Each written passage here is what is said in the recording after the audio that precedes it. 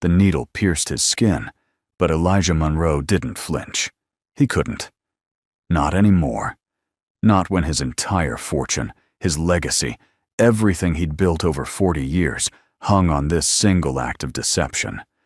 The nurse's hand trembled as she adjusted his IV line, unaware that behind those closed eyelids, he was watching her reflection in the window glass. Watching. Listening. Judging. And then she whispered the 6 words that would shatter everything. "I'm the reason you're here." The machines beeped their monotonous rhythm. The fluorescent lights hummed overhead.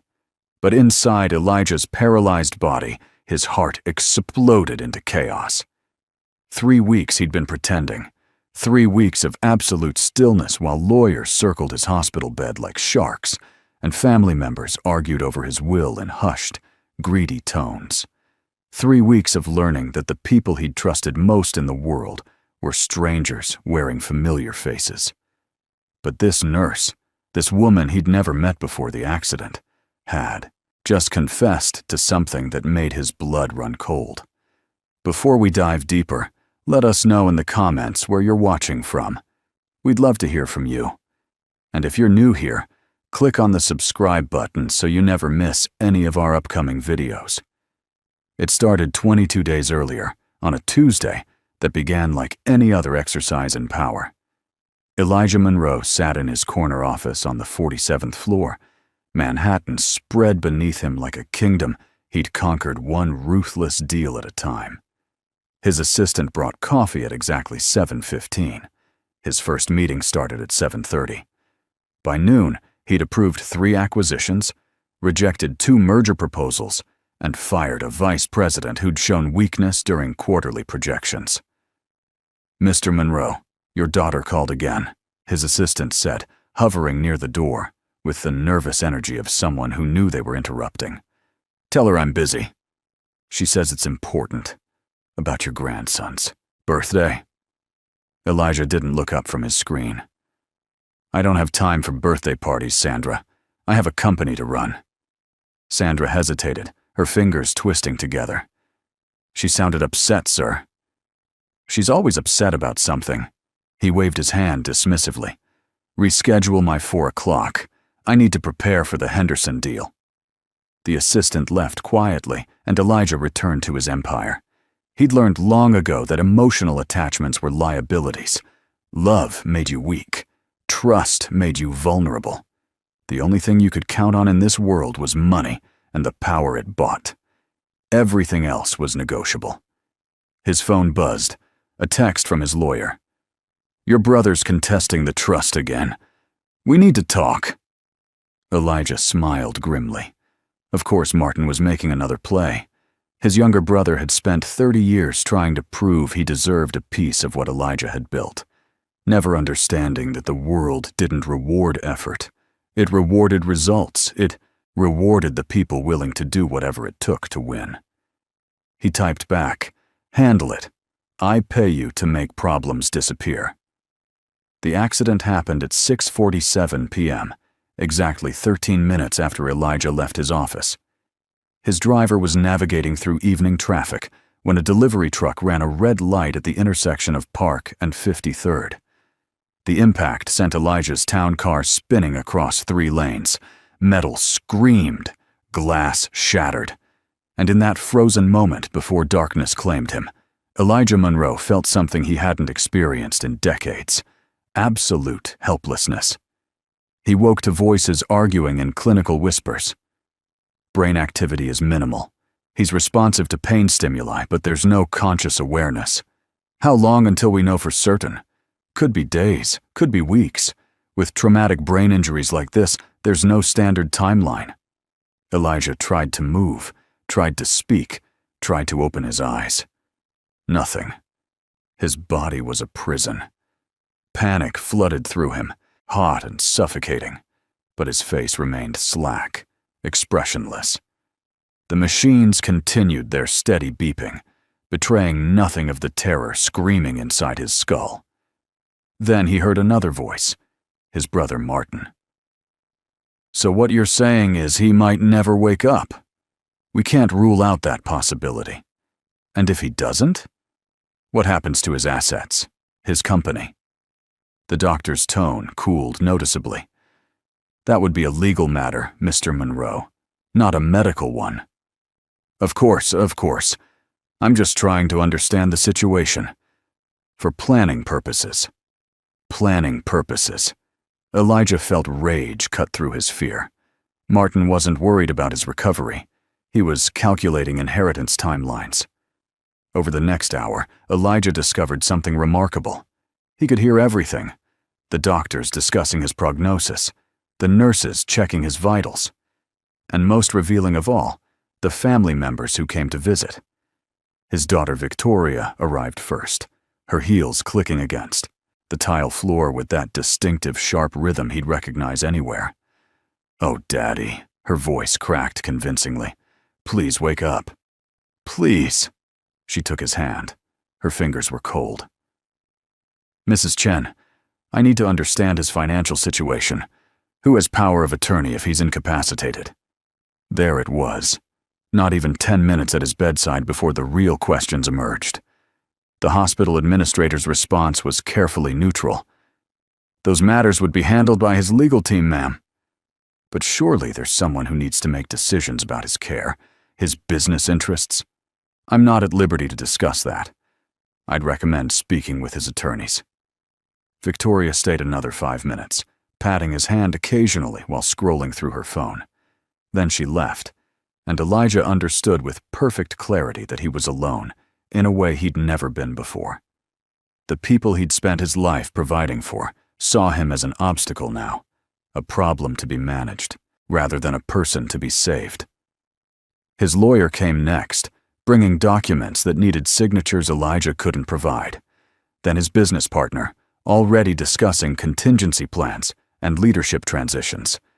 Then Martin again, this time with his wife, both of them speaking in low tones about what's best for the family and protecting the legacy. Nobody asked if he was in pain. Nobody read to him or played music or did any of the small human things that might comfort someone trapped in darkness. They came, they assessed, they calculated, and they left. By the second day, Elijah made a decision. Some deep survival instinct, the same ruthless clarity that had built his fortune, told him to wait, to watch, to learn who people really were when they thought no one was watching back. So when a neurologist came to test his responses and Elijah felt the slight flutter of returning control in his right hand, he didn't squeeze back. When they shone lights in his eyes and his eyelids wanted to react, he kept them still. The doctor declared him unresponsive, and Elijah Monroe became a ghost in his own life. The first week passed in a blur of medical procedures and visiting hours that felt like auditions for his inheritance. Everyone performed concern. Nobody felt it. His grandson came once, dragged by Victoria, and spent 3 minutes staring at his phone before asking if they could leave. His former wife arrived with her new husband, staying exactly long enough to establish plausible deniability if anyone later questioned whether she'd cared. But on the 8th night, everything changed. The evening nurse who'd been assigned to him went home sick, and a replacement arrived for the overnight shift. Elijah heard her before he saw her reflection in the window, her footsteps softer than the usual efficient clicks of hospital shoes. "Hello, Mr. Monroe. My name is Grace. I'll be taking care of you tonight." Her voice was different, warmer. She didn't speak, to him like he was furniture that needed dusting. "The doctors say you probably can't hear me, but I don't believe that." She moved around the bed, checking monitors with practiced ease. "My grandmother was in a coma for 6 weeks when I was young. The doctor said the same thing about her. But when she woke up, she told us about every conversation we'd had at her bedside, every song we played, every prayer we whispered. So I'm going to talk to you like you're listening, Mr. Monroe, because maybe you are." Something in Elijah's chest loosened slightly. Grace hummed softly as she worked, adjusting his blankets, moistening his lips with a small sponge, checking the placement of his breathing tube, Her hands were gentle but competent, and she moved with the quiet confidence of someone who'd done this 1,000 times, but still treated each patient like they mattered. "You've got a lot of visitors during the day," she said, pulling up a chair beside his bed. "That's good. Family is important. Though I have to say, they all seem pretty stressed. Money troubles, maybe? Or maybe they're just worried about you." She paused. "I hope it's the second one." "If only you knew," Elijah thought bitterly. "I'm going to read to you for a bit if that's okay. I find it helps. Gives you something to focus on besides the machines." She pulled a worn paperback from her bag. "It's just a mystery novel. Nothing fancy. But the story's good." For the next hour, Grace read aloud, her voice rising and falling with the narrative, doing different voices for different characters. It was absurd and oddly touching. This middle-aged nurse performing a one-woman show for a supposedly unconscious millionaire. When she finished the chapter, she marked her place and set the book aside. "I'll pick up there tomorrow night, if you're still with me." She stood, stretched, then did something unexpected. She rested her hand on his shoulder, just for a moment. "You keep fighting, Mr. Monroe. Whatever's happening in that head of yours, you keep fighting." After she left to check on other patients, Elijah lay in the darkness and felt something he hadn't experienced in years. Hope. Not hope that things would work out, or that people would surprise him with their goodness. That kind of naive optimism had died in him long ago. But hope that maybe, just maybe, there was still one person in the world who saw him as human rather than a means to an end. Grace came back every night. She'd start her shift with the basics, the medical necessities that every nurse performed. But then she'd pull up her chair and talk to him. Sometimes she read from her mystery novels. Sometimes she shared stories about her day, the small frustrations and tiny victories that made up a normal person's life. Sometimes she just sat in comfortable silence, knitting or doing crossword puzzles, while the machines beeped their rhythm. "My son called today," she said one night, about 2 weeks into Elijah's deception. Her voice carried a weight it usually didn't. "He's struggling again. Made some bad choices, got in with the wrong people. He needs money to get out of trouble. But I don't have it. I never have it." She laughed, but there was no humor in it. "I became a nurse to help people, but I can't even help my own kid. Funny how life works, isn't it?" Elijah listened, cataloging the information. A son with problems, financial strain, vulnerability. In his old life, he would have filed this away as potential leverage, a weakness to exploit if ever needed. But something had shifted during these weeks of forced stillness. He found himself wondering about her story instead of how to use it. "I know I shouldn't burden you with this," Grace continued. "You've got enough to deal with. But sometimes it helps to talk to someone who can't judge you back, you know? Someone who just listens." She was quiet for a moment. "The truth is, Mr. Monroe, I made a mistake once, a big one, and I've been paying for it ever since." His attention sharpened. "I was working at a different hospital years ago. There was a situation, a patient who needed treatment we couldn't afford to provide. The insurance wouldn't cover it, and the family didn't have the money. I was young, idealistic. I thought I could help." Her voice dropped lower. "I falsified some records, changed the diagnosis to something that would be covered. I told myself it was the right thing to do, that saving a life mattered more than following rules." Grace stood, moved to the window. "But they caught me. Of course they did. I lost my license for 6 months, almost lost it permanently. My husband left me because he couldn't handle the shame of being married to someone who'd lied, who'd cheated the system. Even though I did it to save someone's life." She turned back toward the bed. "The worst part? The patient died anyway. All that sacrifice, All that damage to my life. And it didn't even matter. Elijah felt an unexpected surge of something that might have been sympathy. If you're still watching up to now, type "I'm still here" in the comment section. So now I do everything by the book, Grace said, returning to her chair. I follow every rule, every protocol, every guideline. I don't take risks. I don't cut corners. And I wonder sometimes if that makes me a better nurse, or just a more cowardly one. She picked up her knitting, the needles clicking softly. Your visitors don't know how lucky they are, Mr. Monroe, to have you, to have someone who built something, who provided for them. My son, he blames me for everything that went wrong in his life. His father leaving, the money we didn't have, the opportunities he missed. Never mind that I worked double shifts to keep food on the table. Never mind that I sacrificed everything to give him a chance. Her hand stilled. You can give people everything you have, and they'll still resent you for what you couldn't give them. The words hit Elijah like a physical blow. How many times had Victoria complained about his absence at school plays and piano recitals? How often had she thrown his wealth in his face, claiming he loved money more than family?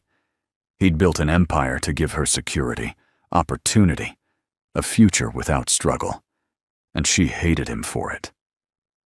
Sorry, Grace said softly. That was unfair of me. You can't exactly tell me to stop whining, can you? She smiled, though he could only see it in her reflection. I promise, I'm not usually this gloomy. It's just been a hard week. But tomorrow's a new day, right? That's what my grandmother used to say. No matter how bad things get, the sun still rises. Over the following nights, Grace continued her vigil. She read 17 chapters of her mystery novel. She told him about her childhood in Georgia, her grandmother who raised her, her first job as a candy striper. She played soft music from her phone, old jazz standards that reminded her of happier times. And, slowly, without either of them acknowledging it, a strange intimacy developed between the supposedly unconscious millionaire and the nurse who treated him like a friend. Meanwhile, during visiting hours, Elijah watched his other life unravel. His daughter came less frequently now, the pretense of concern wearing thin. When she did visit, she brought lawyers. They discussed trusts and medical directives and scenarios for transferring power of attorney. Nobody asked if he was comfortable. Nobody wondered if he was afraid. Martin visited almost daily, always with new questions about business operations and asset distributions. He'd started wearing expensive suits, Elijah noticed, designer labels he couldn't have afforded on his middle management salary, already spending the inheritance in his mind. His business partner brought papers for a proxy vote to remove Elijah from the board. Just temporary, he assured the unconscious man. Just until you recover. We need someone who can make decisions. Elijah's grandson came once more, this time alone. He stood awkwardly at the foot of the bed for exactly 90 seconds before leaving. He didn't say a single word. The contrast was devastating. During the day, Elijah Monroe was a problem to be solved, an obstacle to be worked around, a resource to be claimed. At night, he was a person Grace cared about, someone worth talking to, worth reading to, worth treating with dignity. On the 19th night of his vigil, Grace arrived looking exhausted. She went through her usual routine, but her movements were mechanical, distracted. I have to tell you something, she said finally, sitting heavily in her chair. And I need to say it out loud, even if you can't hear me, even if you never know. Elijah's attention focused like a laser. I recognized you 3 days ago. I was reviewing your chart, your history, and I saw the name of your company, Monroe Enterprises. Her voice shook. 5 years ago, your company acquired the hospital where I used to work, the one where I made my mistake. The acquisition led to restructuring, budget cuts. They closed the charity care program I'd been fighting to save. 30 families lost access to treatment. She paused. including one family in particular. Elijah's internal alarm bells started ringing. There was a boy, 12 years old. He needed a heart transplant. His mother was a single parent, working 2 jobs, no insurance that would cover the procedure. The charity program was his only hope. But after your company took over, they eliminated the program.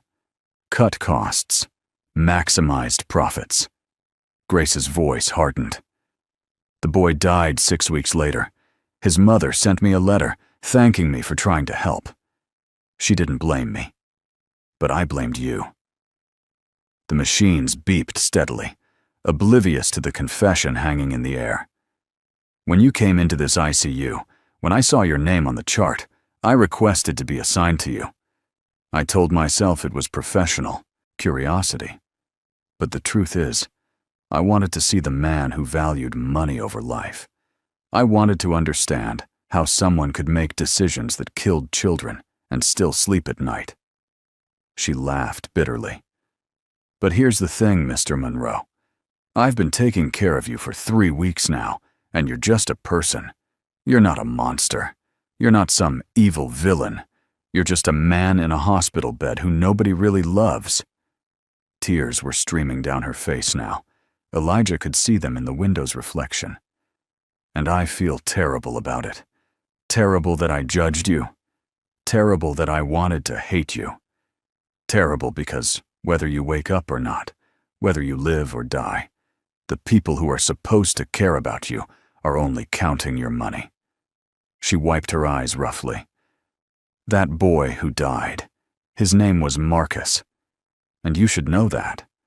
You should know that your decisions have names and faces and mothers who cry themselves to sleep. But you should also know that I don't hate you anymore. I just feel sad. For Marcus, for his mother, and for you. She stood up, collected her things. I'm putting in for a transfer tomorrow. I can't be your nurse anymore. Not now that I've told you this, even if you can't hear me. It's not fair to you. It's not fair to either of us. Grace walked to the door, then paused. I hope you wake up, Mr. Monroe. I hope you wake up and see who's really there for you. And I hope you wake up and think about Marcus sometimes. Not to torture yourself, just to remember that we're all connected, that our choices ripple out in ways we can't always see. Then she was gone, and Elijah lay in the darkness with his revelation. The boy, Marcus. He didn't remember the acquisition specifically. It was one of dozens he'd approved that year. He definitely didn't remember the budget cuts or the charity program. Those decisions had been made 3 levels below him, by people implementing his directive to maximize efficiency and shareholder value. But Grace was right. He'd signed off on it. He'd created the culture that made those choices inevitable. For the first time in 20 years, Elijah Monroe felt genuine shame. The next night, a different nurse came. Younger, efficient, impersonal. She performed her duties with clinical precision and left him alone with his thoughts. No reading, no conversation. Just the machines and the silence. During visiting hours the next day, his lawyer arrived with grave news. Elijah, we need to discuss your condition. The doctors say you're not improving. Your family is starting to talk about long-term care options, facilities. The cost is substantial. And there are questions about quality of life, about whether it's worth. He caught himself. What I mean is, we need to prepare for various scenarios. Worth keeping alive, Elijah finished mentally. That's what you were going to say. Martin showed up an hour later with a different doctor, someone Elijah didn't recognize. This is Dr. Patterson. He's a specialist in traumatic brain injury. I asked him to review your case. Mr. Monroe's condition is stable but static, the new doctor said, flipping through charts. In cases like this, when there's no meaningful improvement after 3 weeks, the prognosis becomes increasingly pessimistic. We have to start considering alternatives. What kind of alternatives? Martin asked. Palliative care, Comfort measures. Some families choose to withdraw aggressive treatment and allow nature to take its course. And how long would that take? The doctor's tone remained neutral, but Elijah heard the judgment underneath. It varies. Days, usually. Maybe a week. I see. Martin nodded thoughtfully. And if we decided to continue current treatment indefinitely, that's certainly an option. Though the cost of extended ICU care is considerable, and the likelihood of recovery decreases with each passing week. They were discussing his murder. Politely, clinically, with medical terminology to soften the edges, but they were planning to kill him, and he couldn't move, couldn't speak, couldn't defend himself. Terror flooded through him, cold and absolute. That night, Elijah decided to wake up. Enough waiting, enough watching.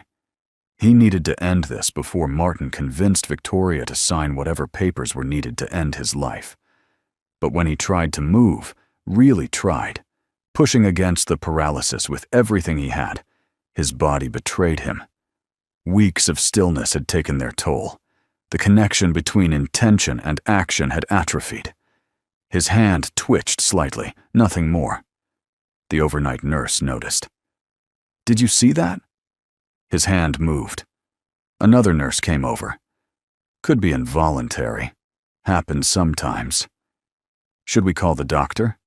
Not for a twitch. If it happens again, or if he shows other signs of emerging consciousness, then we'll notify neurology. They left, and Elijah screamed silently into the void of his own mind. For the next 3 days, he worked on it. Small movements, barely perceptible. A finger twitch, an eyelid flutter. Building strength, rebuilding pathways. The nurses noted the movements, but dismissed them as reflexive. They'd seen it before, these ghost signals from damaged brains that meant nothing. But on the 4th night, Grace came back. She stood in the doorway for a long moment before entering. "I shouldn't be here.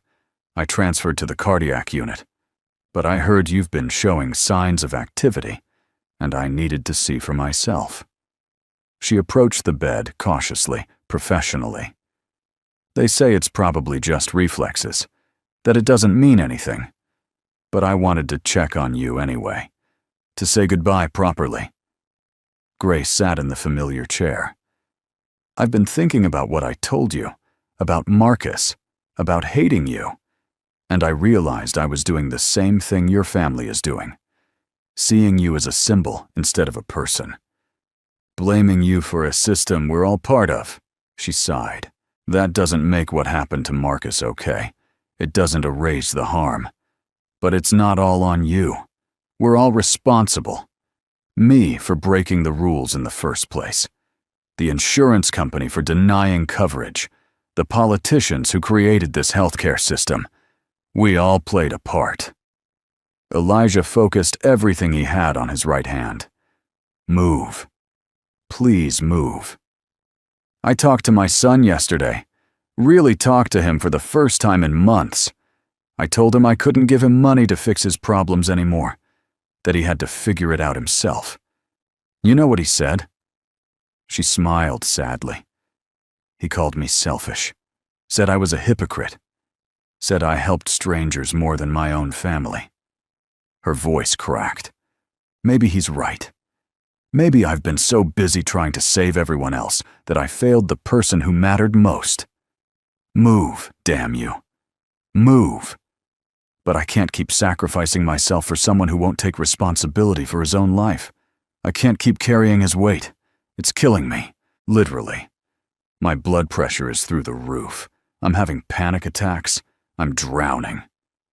Tears fell freely now. "And the worst part is, I don't know if I'm doing the right thing. I don't know if setting boundaries makes me strong or just makes me a bad mother." Elijah's finger moved, deliberately, unmistakably. Grace froze. "Mr. Monroe?" He did it again. Index finger, curling slightly, then releasing. "Oh my God." She stood up, leaning over him. "Can you hear me? If you can hear me, move your finger again." He did. I need to get the doctor. I need to—" She stopped herself. "No. Wait. Before I do that, before everything changes, I need to know something." She took his hand gently. "If you can really hear me, if you've been conscious this whole time, then you heard everything I said. Everything about Marcus. Everything about your family. Everything I confessed." Elijah moved his finger in confirmation. Grace sat back down, her face pale. How long have you been, awake?" He couldn't answer that, couldn't explain. So he just squeezed her hand, the first deliberate movement he'd made in 3 weeks. "Your family," she whispered. "They don't know. They think you're comatose. They're making plans, Mr. Monroe. Plans for your company, plans for your assets. Your brother brought in a specialist to discuss ending treatment." Elijah squeezed again, harder this time. "What do I do? Do I tell them? Do I keep your secret?" She was shaking. "This is insane. This is completely insane." He squeezed once for yes, then released, then squeezed again, repeating the pattern. "Yes, yes, yes. Tell them." "Okay." Grace stood up, her nurse training kicking in despite her shock. "Okay, I'm going to get the doctor. But Mr. Monroe, when you wake up fully, when you can talk again, we need to have a conversation. A real one. About everything." She left, and Elijah heard her running down the hallway, calling for the neurologist on duty. Within minutes, the room filled with people. Lights blazed. Doctors barked questions. Nurses checked monitors. "Mr. Monroe, if you can hear me, squeeze my hand." He did. "Can you open your eyes?" He tried. It took 3 attempts, his eyelids heavy as lead, but finally they cracked open. The light was blinding after 3 weeks of darkness. "Welcome back, Mr. Monroe. You gave us quite a scare." Over the next hour, they ran tests, checked reflexes, evaluated his responses. The attending physician was cautiously optimistic. Some muscle weakness, some cognitive processing delays that would likely resolve. But fundamentally, Elijah Monroe was conscious, aware, and very much alive. "We need to notify his family," someone said. "Already done," a nurse replied. "They're on their way."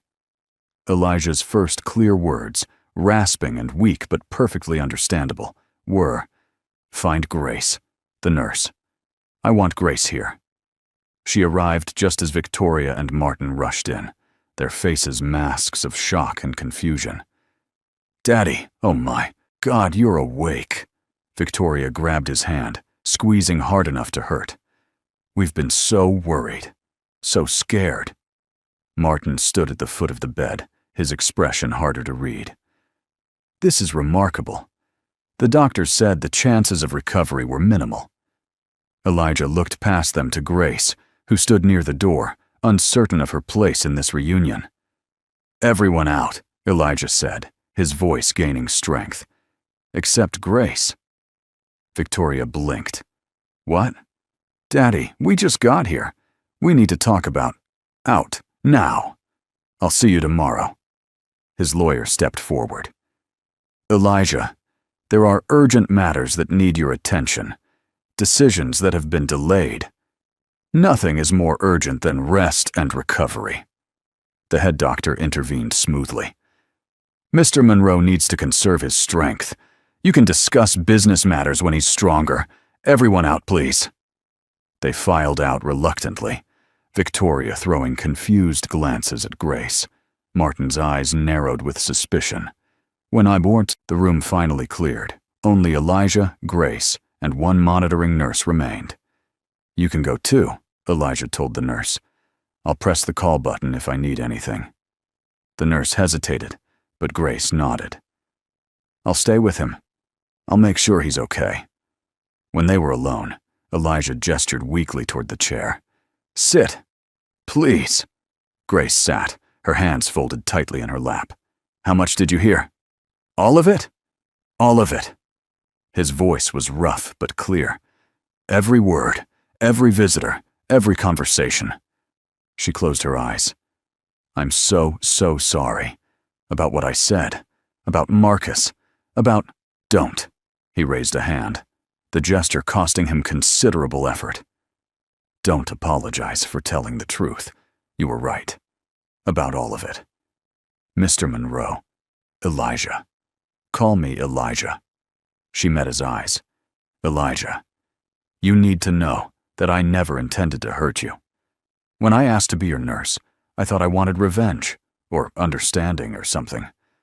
But taking care of you, talking to you, it changed things.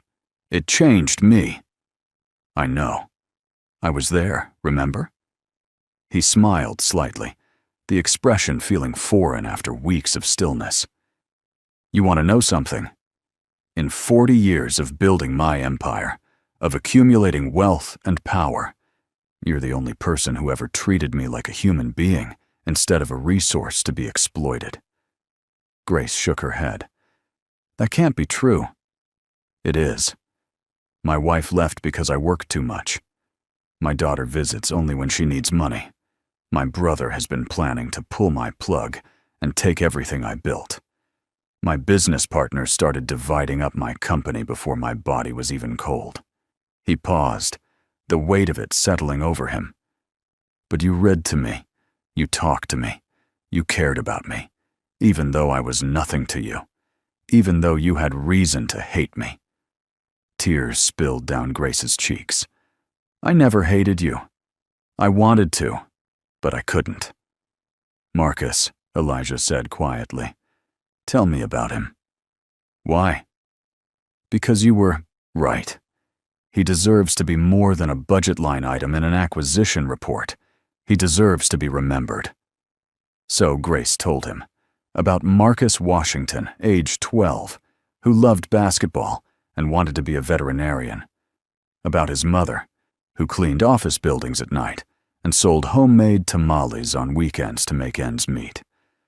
About the day they got the diagnosis and the desperate scramble to find funding for treatment. About the hope the charity program had represented and the devastation when it was eliminated. His mother's name is Diana, Grace finished. She still works at that same office building, still makes tamales. She set up a scholarship fund in Marcus's name. $500 a year for a kid who wants to go to veterinary school. It's not much, but it's what she can afford. Elijah was quiet for a long time. Then he said, I want to meet her. Diana Washington, I want to apologize. I don't think that's a good idea. It might hurt her more, bringing it all back. Then I want to fund the scholarship properly, enough to send one student all the way through veterinary school every year, in Marcus's name. Grace stared at him. Why? Because you were right about something else too. Our choices ripple out, and I've spent 40 years making choices that maximized profit without considering the cost, without thinking about the Marcus Washingtons of the world. He met her eyes. I can't bring him back. I can't undo the damage. But maybe I can do something that matters, something that helps instead of hurts. This is really happening, Grace said wonderingly. You're really awake. This isn't some kind of dream. It's happening. And Grace, I need your help with something else. What? My family. My business associates. They've shown me who they really are. I need to decide what to do about that. And I think you're the only person I can trust to give me honest advice. She laughed, but there was an edge of hysteria to it. I'm not qualified to advise a millionaire on family dynamics. You're qualified to tell me the truth. That's more valuable than any MBA. He shifted slightly, wincing at the muscle pain. Here's what I'm thinking. I stay quiet about what I heard. Let them keep planning their moves. Meanwhile, I restructure everything. Create a foundation, something that actually helps people. Fund programs like the one that could have saved Marcus. Put systems in place so that when I'm actually gone, my money does some good, instead of just making rich people richer. And your family? They'll get what they need, not what they want. There's a difference." His expression hardened. "Victoria has a trust fund. She's never had to worry about money a day in her life. She doesn't need more wealth. She needs to understand that love isn't measured in inheritance sizes. Martin has spent 30 years resenting me instead of building his own legacy. He doesn't need my company. He needs to learn that you can't wait for other people to die to start living." Grace nodded slowly. "That's going to hurt them, make them angry." "Yes, but maybe it'll also wake them up, the way being in this bed woke me up. If this story has touched you, if you're still watching, please hit that subscribe button and turn on notifications. Leave a comment telling us what you think Elijah should do next, and give this video a thumbs up to help others find this story. Over the next 2 weeks, Elijah orchestrated his recovery with the same strategic precision he'd once applied to hostile takeovers. He met with doctors, demonstrated steady improvement, and convinced them he was ready for transfer to a rehabilitation facility. He met with his family, playing the role of weakened but grateful patriarch, listening to their plans for his company with apparent interest. And late at night, when Grace came to check on him during her shifts, they planned his real next moves. "I've been thinking about your son," Elijah said, one night. "You said he made bad choices, got in with the wrong people."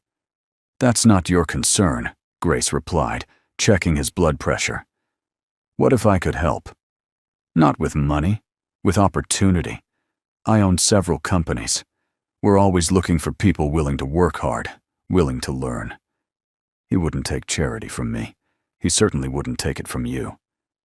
Not charity, a job, a real one, with real expectations.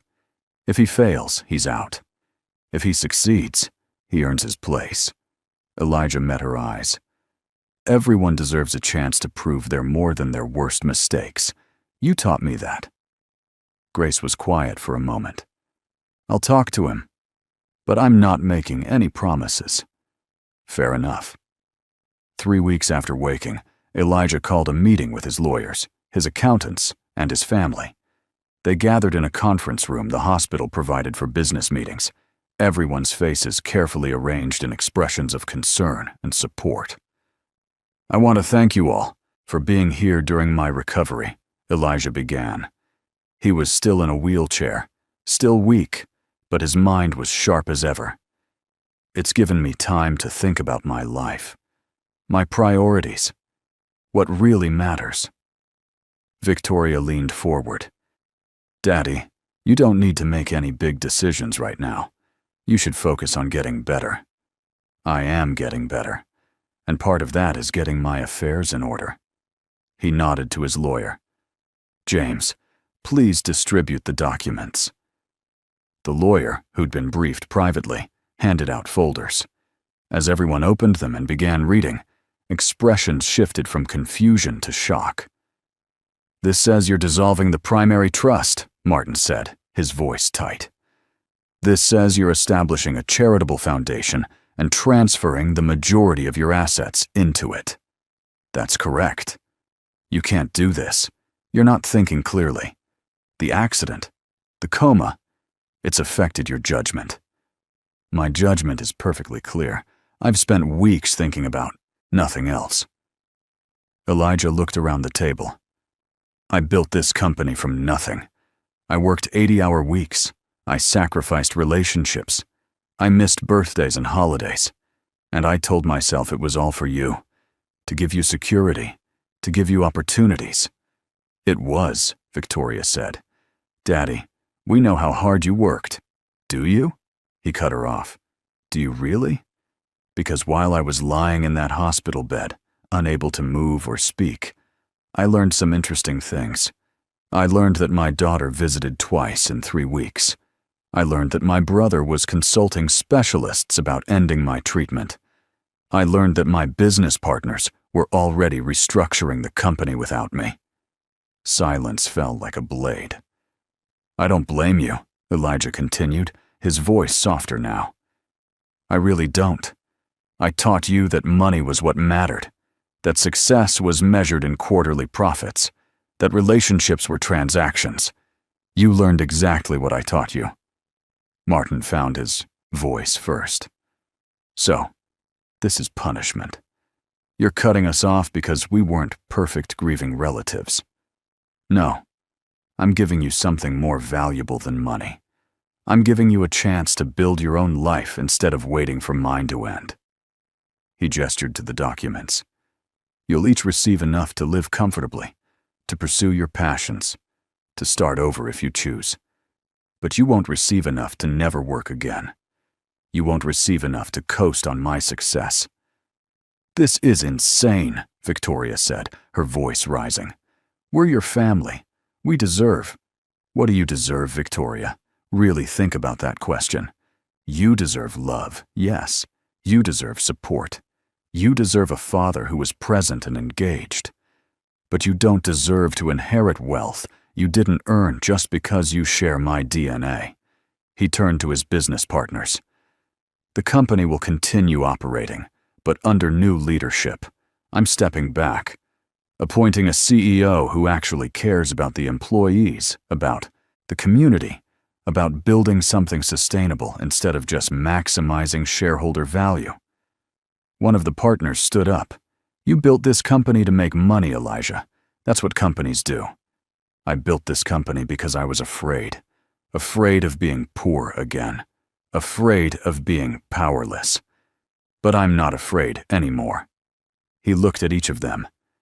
You can stay and be part of something meaningful, or you can leave and find another corporation to bleed dry. Your choice. The meeting dissolved into arguments, accusations, and threats of legal action. Elijah sat calmly in his wheelchair and weathered it all. When they finally stormed out, only his lawyer remained. That went well, James said dryly. Better than expected, actually. Martin didn't try to physically attack me. Give him time. The lawyer gathered up the scattered documents. Are you sure about this, Elijah? This is going to make you very unpopular with people who used to consider themselves your allies. I'm sure. And James, I need you to find Diana Washington, Marcus's mother. Set up a meeting if she's willing. I have something I want to tell her personally. Grace was waiting when Elijah returned to his room, her expression worried. I heard shouting. Are you okay? I'm better than okay. I just burned down 40 years of my life and I've never felt more alive. She smiled despite herself. You're crazy. You know that, right? Probably. But it's a good kind of crazy. He maneuvered the wheelchair close to where she stood. I wanted to ask you something. When I'm released from here, when I'm back on my feet, I'm going to need someone to help manage the foundation. Someone who understands healthcare, who knows what programs actually help people. Someone who tells the truth even when it's uncomfortable. Grace shook her head. I'm a nurse, not a philanthropist. You're someone who cares more about people than profit. That's exactly what I need. I don't know anything about running a foundation. Neither do I. We'll figure it out together. He reached for her hand. Please. I'm asking you to help me do something good with the mess I've made. She looked at their joined hands, then at his face. You're serious? Completely. I'll think about it, she said finally. But I'm not making any promises. That's all I ask. 2 months later, Elijah stood without assistance for the first time. He'd graduated from wheelchair to walker to cane, each step forward a small victory. His family had stopped visiting after the meeting. Martin was challenging the restructuring in court. Victoria had given exactly 2 interviews to business publications, painting herself as the victim of a father's mental breakdown. Elijah didn't care. He stood in the lobby of an office building in Queens, waiting for Diana Washington to finish her shift. Grace had set up the meeting, explaining who Elijah was and what he wanted. Diana had agreed, though Grace warned him she was skeptical. When Diana emerged from the service elevator in her cleaning uniform, Elijah recognized her immediately from the photos Grace had shown him. She was smaller than he'd expected, worn down by years of hard work and harder grief. "Mrs. Washington, thank you for meeting me." She looked him up and down, her expression guarded. "Grace said you wanted to talk about Marcus." "I did. I do. Is there somewhere we could sit?" They found a coffee shop still open despite the late hour. Elijah bought them both coffee, and they sat across from each other, an awkward silence stretching between them. "I'm sorry," Elijah said finally. "That's what I came here to tell you. I'm sorry about Marcus. I'm sorry about the decision my company made. I'm sorry you had to watch your son die because people like me valued money more than life." Diana's eyes filled with tears, but her voice was steady. "Why now? Marcus has been gone 5 years. What changed?" "I almost died.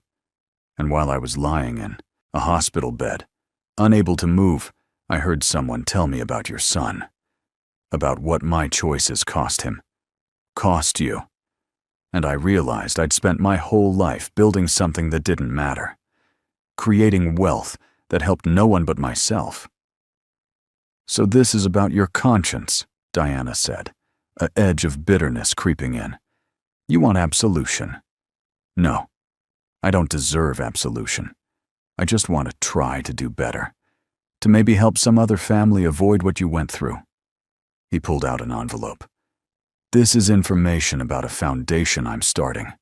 It will fund medical treatment for families who can't afford it. It will restore the charity programs that were cut. And it will provide scholarships for students who want to go into veterinary medicine. In Marcus's name." Diana took the envelope but didn't open it. "Money won't bring him back." "I know, nothing will bring him back. But maybe it can mean his death wasn't completely meaningless.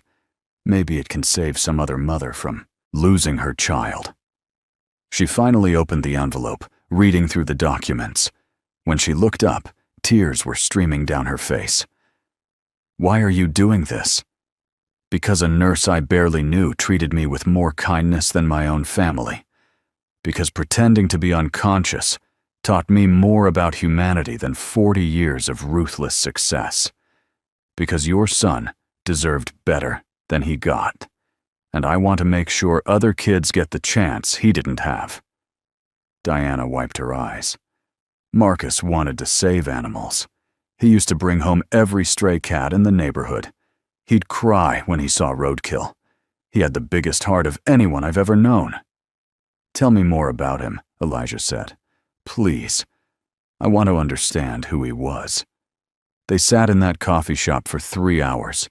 Diana talked about her son, his dreams, his kindness, the hole his absence had left in her life.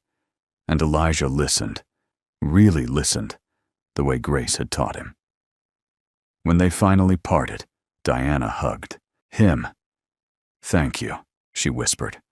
"Thank you for remembering him, for making him matter." "He always mattered," Elijah replied. "I was just too blind to see it." 6 months after waking from his coma, Elijah stood at a podium in front of 200 people. The Marcus Washington Foundation was officially launching, with programs in 3 states and plans to expand nationwide. Grace stood beside him, now the foundation's director of healthcare initiatives. Her son sat in the front row, clean-cut and nervous in his new job at one of Elijah's subsidiaries. He'd been clean for 4 months and was exceeding every expectation. Diana Washington stood with them as well, managing the scholarship program that would send 12 students through veterinary school over the next 6 years. 3 years ago, I would have considered this a waste of resources, Elijah began. 3 years ago, I measured success in profit margins and market share. 3 years ago, I was a very wealthy man who had nothing that mattered. He paused, looking out at the crowd. Friends of Diana's, former patients of Grace's, people whose lives had been touched by loss and hardship and the failure of systems that should have protected them. Then I had an accident, and in that hospital bed, unable to move or speak, I learned what true poverty looks like. It's not about money. It's about being surrounded by people who see you as an obstacle instead of a person. It's about realizing that everything you built, everything you accomplished, meant nothing to the people you loved. His voice strengthened. But I also learned what real wealth looks like. It looks like a nurse who reads mystery novels to a comatose stranger. It looks like a mother who builds a scholarship fund from tips and spare change. It looks like people who choose kindness even when it costs them something. Even when no one is watching. Even when there's no reward, except knowing they made someone's burden a little lighter. Gestured to Grace and Diana. These women taught me that lesson. They saved my life in ways that have nothing to do with medicine. And this foundation is my attempt to honor what they taught me, to help other people the way they helped me. The audience applauded, and Elijah stepped away from the podium. Grace squeezed his hand briefly before moving to give her own speech. Later, after the formal program ended and people mingled over coffee and pastries, Victoria approached him. She'd come to the event despite their estrangement, standing in the back, watching without participating. "That was a nice speech," she said stiffly. "Thank you for coming. I'm still angry at you, still hurt. I know. You have every right to be." They stood in awkward silence for a moment. Then Victoria said, "I got a job, real estate. I'm actually good at it. I never doubted you would be good at whatever you chose to do. I wish you'd told me that before, when I was a kid. I wish you'd told me I could do anything instead of just expecting me to manage money I didn't earn." Elijah felt the weight of those words. "You're right. I should have. I'm sorry I wasn't the father you needed." "Are you happy now?" Victoria asked, and there was genuine curiosity in her voice. "With all of this? The foundation, the changes?" "Happier than I've ever been," he said honestly. "I have less money and more purpose. Fewer possessions and more meaning. It's a good trade." She nodded slowly. "Maybe you're not as crazy as I thought." "Only maybe?" Victoria smiled slightly, the first real smile she'd given him in years. "Don't push it, Dad." After she left, Grace rejoined him. That looked like progress. It was. Small, but real. He looked around at the gathering, at all these people working together to build something good. "Thank you, Grace, for everything. For taking care of me when I couldn't take care of myself. For telling me the truth when I needed to hear it. For giving me a second chance. You gave yourself that second chance. I just read to you and complained about my problems. You treated me like a person. In 40 years of success, you were the only one who did that." He met her eyes. "That saved me more than any medical intervention ever could." As the evening wound down and people began to leave, Elijah found himself alone for a moment, watching through the window as Diana Washington laughed with a group of scholarship recipients. Marcus would never meet these students, would never see the program that bore his name. But his death had created something that would ripple out for years, touching lives his mother would never know about, saving children from the fate that had claimed him. Elijah thought about the man he'd been before the accident, the ruthless businessman who measured everything in dollars and saw people as resources to be maximized. That man had died in the hospital bed, killed not by the accident, but by the truth Grace had spoken in the darkness. And in his place was someone new. Someone who understood that real wealth had nothing to do with bank accounts. Someone who knew that the most valuable thing he'd ever owned was the trust of a nurse who had every reason to hate him, but chose kindness instead. The machines weren't beeping anymore. The fluorescent lights had been replaced by warm lighting in a reception hall. And Elijah Monroe was finally, truly awake. Before we end, we want to hear from you. Would you have forgiven Grace if you were in Elijah's position? Do you think people only show their true selves when they believe no one is watching? Drop your thoughts in the comments below, and if this story moved you, please subscribe to our channel. We share stories like this one, stories that don't just entertain but stay with you, make you think, maybe even change how you see the world. Hit that like button, turn on notifications, and share this with someone who needs to hear it. Thank you for watching. Until next time, remember that sometimes the people who seem powerless are actually the ones who save us.